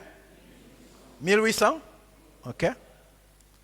Alors, j'ai dit, prenons un tiers de la population, donc ça fait un tiers de 12 millions, ça fait combien? Faites 4 millions fois 1800. Je crois même qu'il faut tourner la calculatrice dans ce sens parce qu'il y aura beaucoup de zéros. Il faut le mettre dans ce sens ici. Ça fait combien? 7 milliards 600 millions. À l'époque, le but... Pardon? 800 millions? 200 millions. 7 milliards 200 millions. À l'époque, le budget national était de 7 milliards de dollars.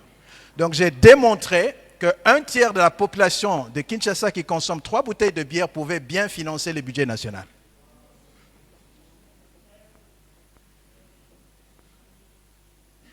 Le pauvre n'est pas pauvre parce qu'il lui manque l'argent, il lui manque l'argent parce qu'il est pauvre.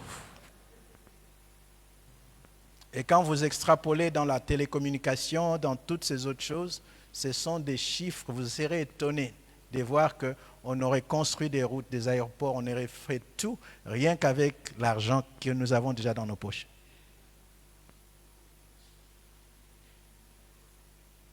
Voilà pourquoi il faut venir ensemble. Il faut travailler ensemble. Vous savez pourquoi vous n'avez pas de quartiers urbanisés? Parce que vous ne travaillez pas ensemble. Tout le monde achète sa parcelle. Tout le monde construit. Et puis quand on a construit, on se dit, il n'y a pas d'eau. Que le gouvernement pense à nous quand même. Il n'y a pas d'eau, il n'y a pas d'électricité.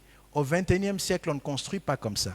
1000 personnes qui veulent s'engager à construire des maisons doivent d'abord venir ensemble en réseau. Construire un quartier de 1000 maisons. Ce quartier aura des routes, ce quartier aura l'eau, ce quartier aura l'électricité.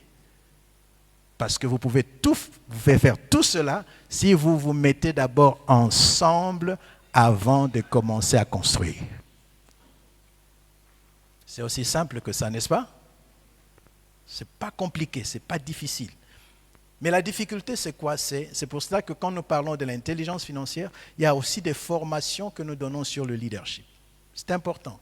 Quand on parle du leadership, les gens pensent que c'est la capacité de conduire les autres, de mener les autres, de diriger. Il ne s'agit pas de ça. Le premier niveau du leadership, c'est le leadership de soi d'abord. Donc le leadership est plus une question de disposition qu'une question de position. C'est la gestion des états internes. Quand vous apprenez le leadership de soi, c'est-à-dire que vous développez l'intégrité, vous développez la discipline, vous développez la loyauté. La loyauté, c'est la capacité de mettre les intérêts collectifs avant ses propres intérêts. Ça, c'est la loyauté. Ça fait partie des qualités du leadership.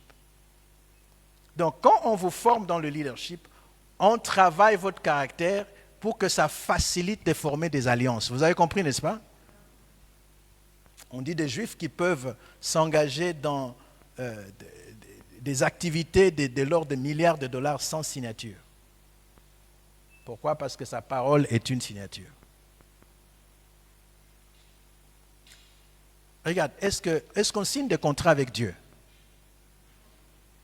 Mais pourquoi on croit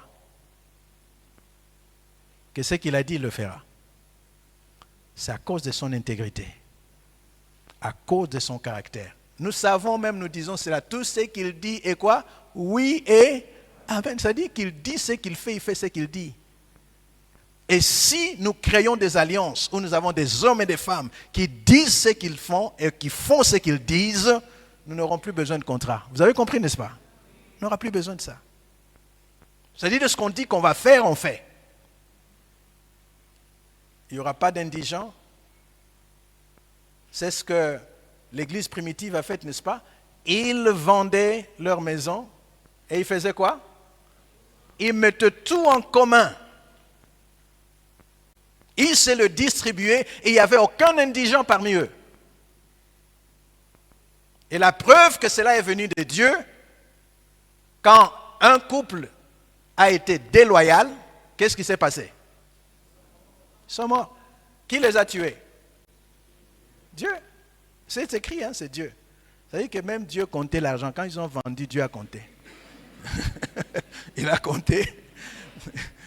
Et puis quand ils sont venus présenter, on leur a même donné l'opportunité. Est-ce que c'est vraiment tout ce que vous avez pu avoir? Il dit oui, c'est vraiment tout. Il dit mais pourquoi vous avez choisi de tromper à l'Esprit de Dieu? Donc il comptait avec eux, il comptait.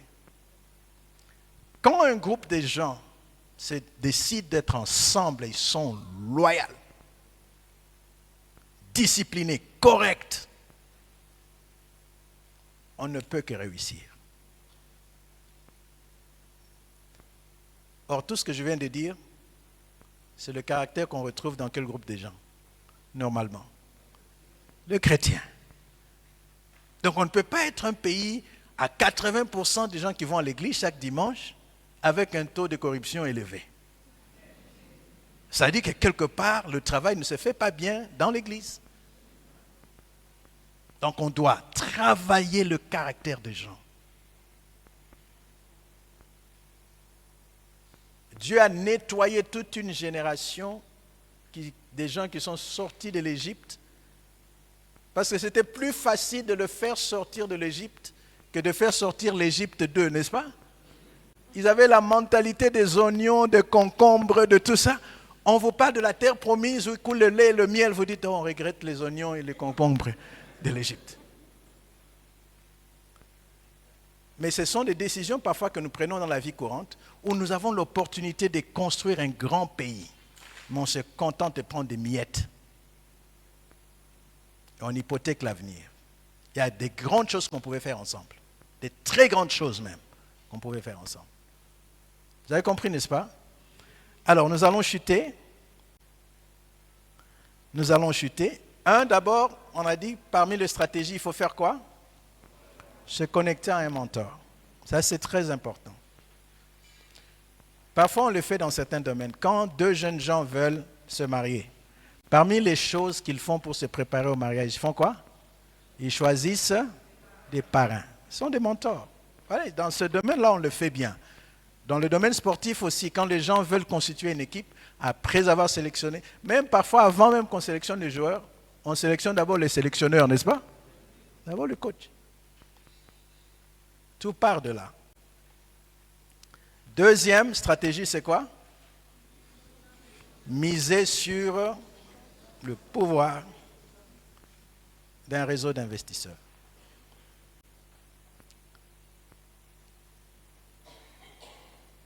Trois,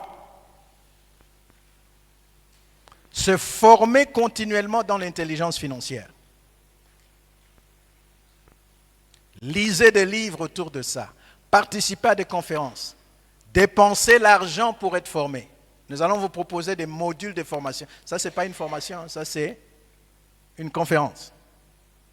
J'expose. Mais lorsqu'on donne la formation, on vous forme sur l'épargne. On vous forme sur comment créer un budget. On vous forme sur comment investir. Donc, il y a des modules sur ça. Alors, il faut se former continuellement dans l'intelligence financière. Pourquoi? Parce que les choses évoluent. Aujourd'hui, aux États-Unis, je n'ai plus besoin ni d'argent, ni d'une carte Visa pour acheter. J'achète avec mon téléphone. Bientôt, les gens vont acheter rien qu'avec quand on scanne leurs yeux. Il y a même des magasins maintenant aux États-Unis, il n'y a personne, il n'y a pas de guichet, il n'y a rien. Tu entres, tu prends, tu te sers, quand tu sors, on t'a déjà facturé, on a enlevé l'argent dessus ton compte.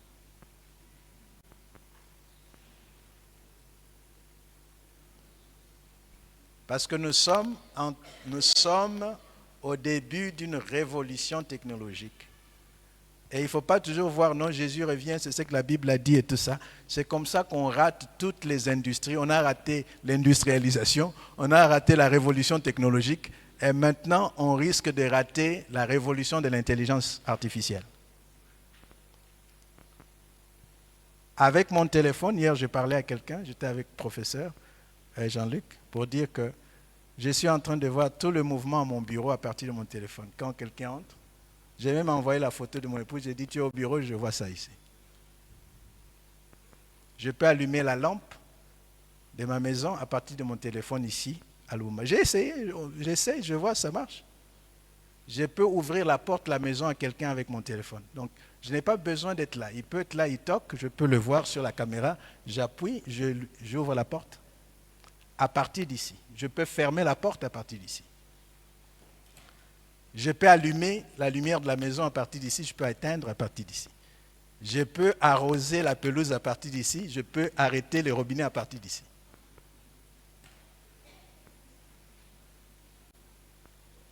Donc les jeunes gens, vous qui êtes là, ne ratez pas cette révolution. Pensez aux applications solutions. Commencez des startups. Branchez-vous. Il y a un temps pour prier, il y a un temps pour utiliser son intelligence. On ne dit pas que c'est l'intelligence humaine, on appelle ça intelligence artificielle. Ça imite ce que l'être humain fait, mais ce n'est pas au point, ce n'est pas au niveau de ce que l'être humain fait. Vous avez compris, n'est-ce pas? Alors, parce que les instruments financiers évoluent. Avant, nous avions des pièces. Après, c'était du papier. Avant, c'était même de l'or. Les gens pesaient de l'or. Quand vous lisez la Bible, c'est des talents d'or. C'était ça la monnaie. En Afrique, la monnaie, c'était des vaches. Parfois aussi des vaches, c'était des monnaies. Parfois, c'était les filles. À un certain moment, on a utilisé les filles comme monnaie. Monnaie d'échange. Plus tu en avais, plus riche tu étais. Et nous sommes partis de ça aux billets de banque, n'est-ce pas? Après les billets de banque, c'est les cartes magnétiques. Et aujourd'hui, on n'a même plus besoin de ces cartes-là. C'est juste le téléphone au guichet.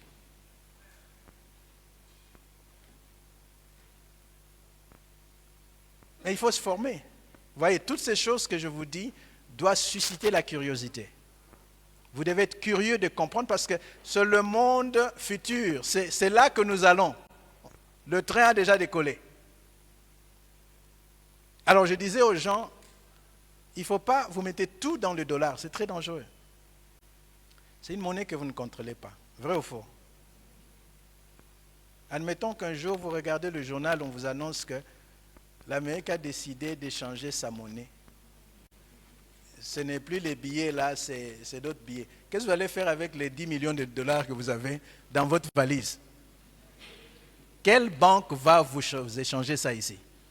Du jour au lendemain, vous êtes pauvre. Donc on peut faire tomber tout un pays rien qu'avec une politique monétaire. Si le pays est dépendant d'une monnaie qu'il ne contrôle pas. Donc, il faut avoir l'intelligence financière. Mon peuple périt faute de connaissances. Vous travaillez dur, il faut protéger ce que vous produisez. Il faut avoir des mécanismes. Imaginez-vous que celui qui avait les 3 talents, s'il avait les 8 talents plutôt, s'il avait remis tous les 8 talents à la 3e personne là qui avait creusé le trou. Quelle serait sa situation? Il rentrerait avec 8 trous et avec des talents dedans. Mais vous voyez, il a minimisé, réduit le risque parce qu'il a choisi 3 personnes différentes. Il n'a pas, en anglais, on dit « Don't put all your eggs in the same basket ». Ne mets pas tous tes œufs dans un même panier. Si le panier tombe, c'est fini. Il ne faut pas tout mettre dans l'immobilier. Il ne faut pas tout mettre au Congo. Il faut mettre un peu ici, un peu ailleurs, un peu là-bas. C'est ce que les autres font aussi. Quand vous voyez Pullman, vous voyez toutes ces chaînes d'hôtels ici, ils diversifient leur portefeuille. Quand les banques ouvrent des branches ici, ils diversifient leur portefeuille. Tout n'ira pas mal au même moment. Le monde ne va pas s'arrêter au même moment. Mais si vous avez tout dans un même pays, quand ça se croule, vous avez tout perdu. Vous avez compris, n'est-ce pas? Donc c'est toute cette sagesse, toute cette intelligence que vous devez recevoir continuellement.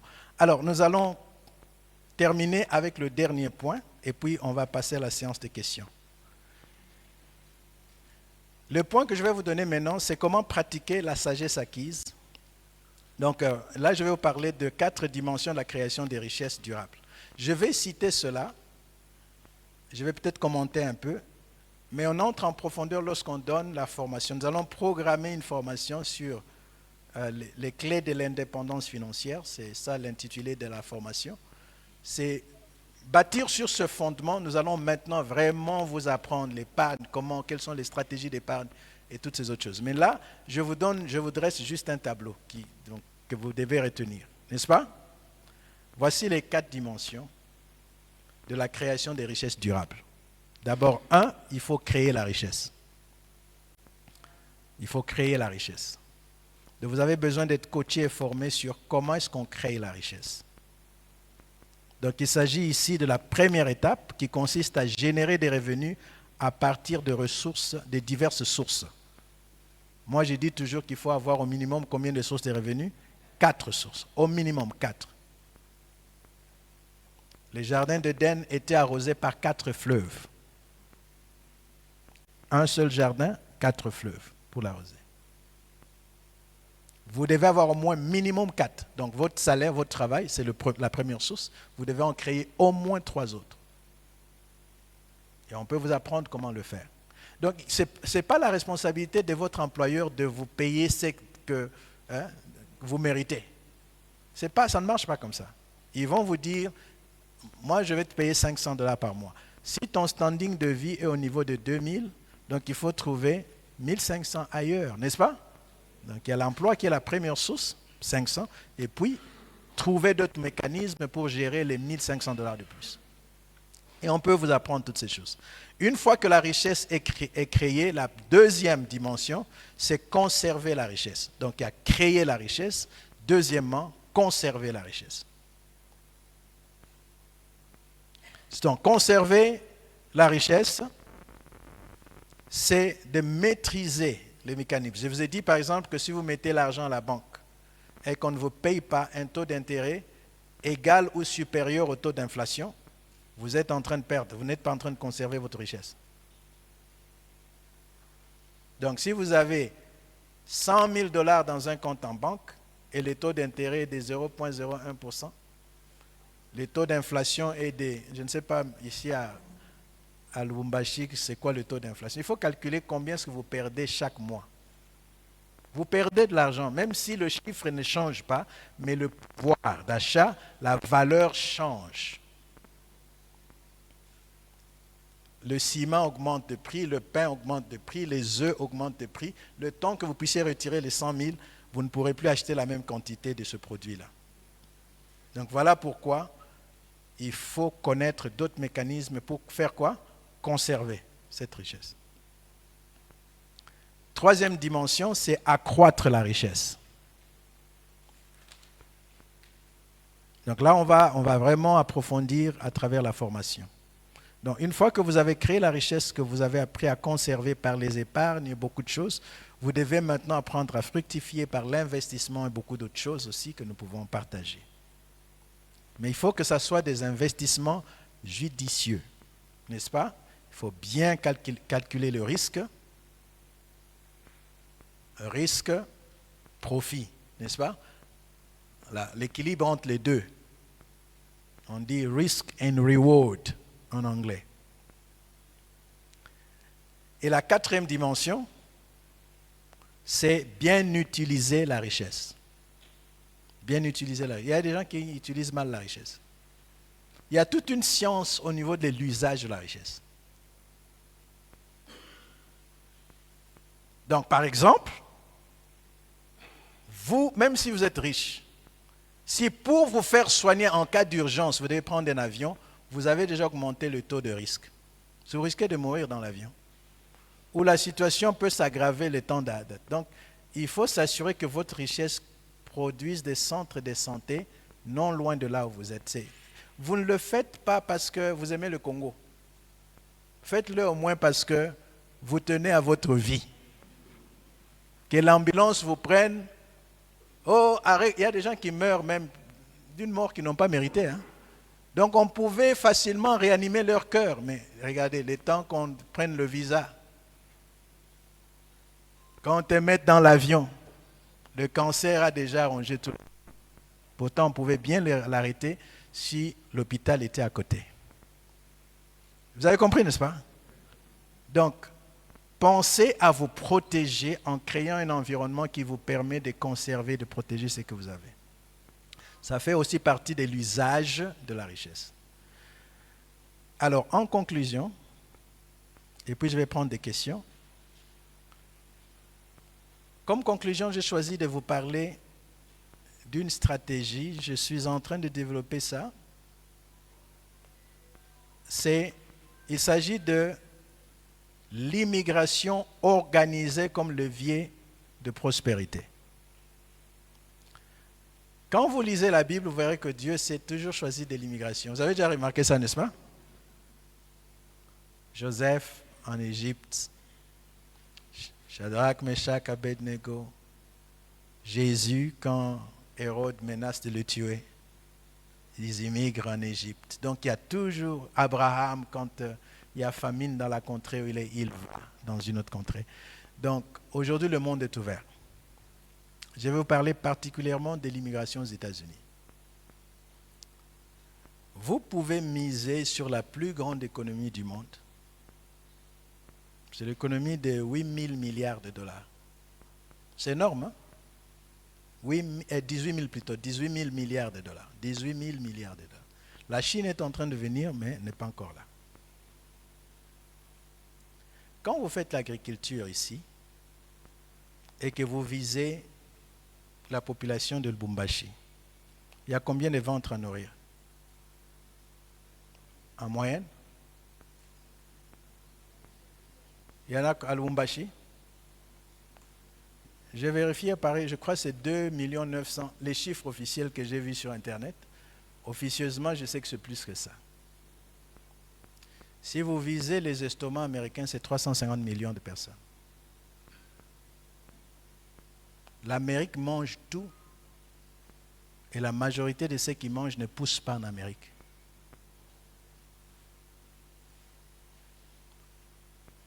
Vous pouvez produire pour l'Union européenne, vous pouvez produire pour les États-Unis. Parce que Dieu vous a donné le sol ici. Il n'y a pas que des aliments des hommes, il y a des aliments de bétail que vous pouvez faire pousser ici. Il y a des pays qui dépendent de l'agriculture. Leur économie dépend de l'agriculture. Mais ils n'ont pas de sol pour cultiver. Aux États-Unis, on mange les bananes 12 mois sur 12, n'est-ce pas? Mais ça ne pousse pas en Amérique. Qui en profite? Les pays qui ont compris que le monde est un marché global. C'est là où je vous parle de la force des réseaux. Vous ne pouvez pas amener, non, j'amène 10 tonnes en Amérique. Ils ne vont pas prendre ça.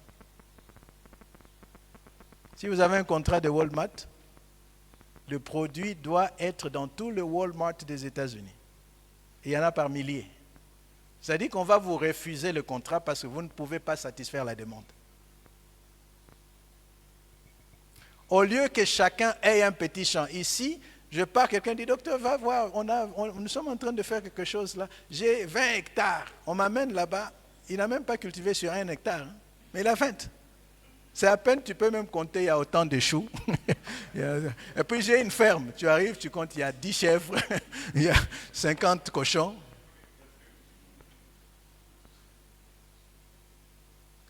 Donc on a tout ce qu'il faut, mais parce que nous n'avons pas encore acquis la sagesse. Si nous nous mettons ensemble, on peut cultiver sur 1000 hectares. Si nous nous mettons ensemble, on peut avoir des tracteurs et des engins au lieu de travailler à la houe.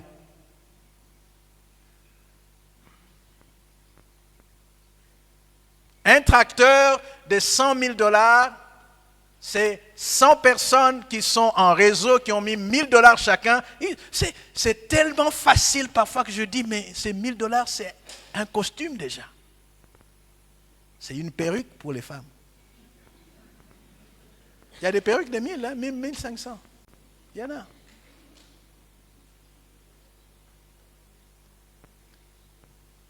Donc 1000 femmes ou 1000 hommes qui ont 1000 costumes ou 1000 perruques avaient déjà un tracteur, mais ils ne le savaient pas. Et puis on dit, mais vraiment, les problèmes du pays, c'est parce que les gouvernements ne nous accompagnent pas. Waouh! Parle à la perruque. Hein? C'est peut-être le gouvernement est là. Hein? Le gouvernement est là à la tête.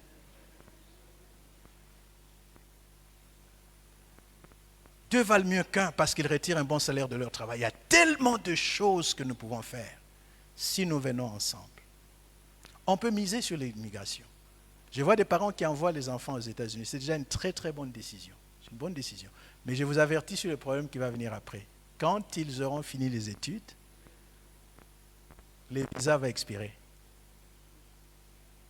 Et j'ai beaucoup d'enfants qui, pasteur, aide-moi, comment est-ce que je peux prolonger mon visa? Parce qu'on veut que je rentre. Pour que tu puisses changer de visa d'études au visa de travail, tu dois être sponsorisé par une entreprise. Et il faut que cette entreprise prouve qu'il n'y avait pas un Américain qui avait la qualité que le Congolais a. Parce qu'il faut d'abord privilégier qui? Les Américains.